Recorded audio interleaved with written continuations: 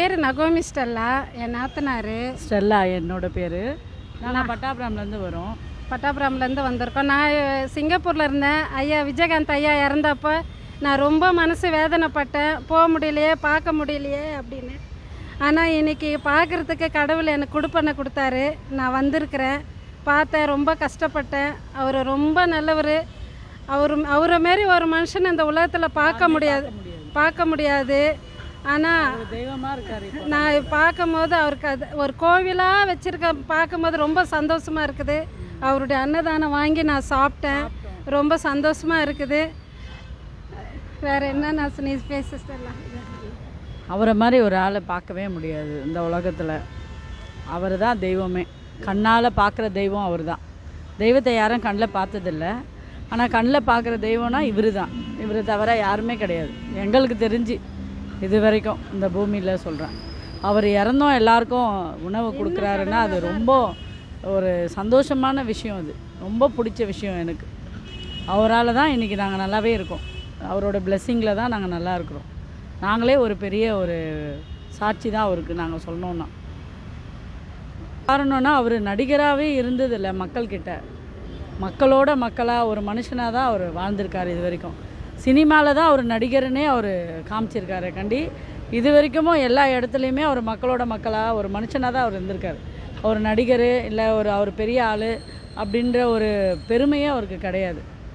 இதுதான் நாங்கள் பார்த்தது. இல்லை அவர் மாரி ஒரு நல்ல மனுஷன் கிடைக்கிறது கஷ்டம். ஆனால் எங்கள் காலத்தில் விஜயகாந்த் சார் மாரி எங்களுக்கு மாப்பிள்ளை வேணும்லாம் நாங்கள் கேட்டிருக்கிறோம். ஆமாம், அதான் உண்மை. எப்படி பார்க்குறோன்னா அவரோட பெருமை யார் யாருக்கு தெரியுதோ அவங்களுக்கு தான் தெரியும். ஆமாம், அவரை வந்து எல்லாருக்குமே தெரியும் அப்படின்றது நம்ம சொல்ல முடியாது. அவரோட அருமை பெருமைலாம் மற்றவங்க யார் யாருக்கு மக்களுக்கு தெரியுது, மக்களுங்க வராங்க. ஆமாம், யாரும் வித்தியாசமே இல்லாத இருக்கிறவர் அவர். அவங்க வரலைன்னா, அவங்க அந்த அளவுக்கு முக்கியத்துவம் கொடுக்கலன்னா அது நம்ம என்ன பண்ண முடியும்? அது அவங்களோட தப்பு, வேறு ஒன்றும் சொல்கிறதுக்கு இல்லை. அவரை பற்றி இந்த அளவுக்கு தெரிஞ்சு எங்களுக்கெல்லாம் தெரியுது. நாங்கள் வரோம். மக்களுக்கு எவ்வளவோ அவரோட புகழ் போய் சேர்ந்துருக்கு. எல்லாரும் வராங்க, அவருக்கு வந்து அஞ்சலி செலுத்துகிறாங்க.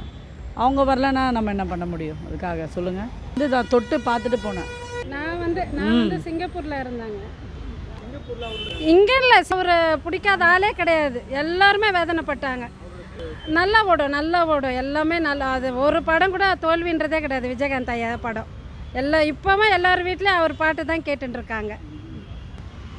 அது அது சொல்கிறதுக்கு வார்த்தையே இல்லை. அவரோட கொள்கையே அது தானே. எல்லாருக்குமே உணவு கொடுக்கணுன்றது தான் அவரோட எண்ணமே, அவரோட நல்ல எண்ணம். அவரை வந்து வீரத்துலேயும் சரி, அழகுலேயும் சரி, பேச்சுலேயும் சரி, அவரோட கம்பீரமும் சரி, எல்லாத்துலேயுமே அவர் தான் ஃபஸ்ட்டு. வேறு யாருமே கிடையாது. எங்களுக்கு எந்த நடிகரும் அந்தளவுக்கு பெருசாக தெரியல விஜயகாந்த் சாரை தவிர. சாப்பிட்டு போகிறதுனால அவருடைய ஆத்மா சந்தோஷப்படும். அதுதான் அவருடைய ஆத்மா இப்போ பார்த்துட்டு இருக்கோம் எவ்வளோ பேர் சாப்பிட்றாங்கன்றது. எங்கள் மனசில் என்ன வேதனைன்னு சொன்னீங்கன்னா, அவர் முதலமைச்சர் ஆகிருக்கணும். அவரோட தைரியத்துக்கோ வீரத்துக்கோ அவர் பேச்சுக்கோ அவர் நேர்மைக்கும் அவர் முதலமைச்சர் ஆயிருந்தாருன்னா நாங்கள்லாம் ரொம்ப சந்தோஷப்பட்டோம். இருந்திருக்காது அவர் முதலமைச்சர் யாருமே வறுமையில் இருந்திருக்க மாட்டாங்க. வறுமைன்றதே இருந்திருக்காது, லஞ்சம் இருந்திருக்காது, ஊழல் இருந்திருக்காது. அதுதான் நடக்காமல் போயிடுச்சு. அது ஒன்று தான் எங்களுக்கு வருத்தம். அவர் இப்படி படுத்திருக்கிறது தான் எங்களுக்கு கஷ்டம்.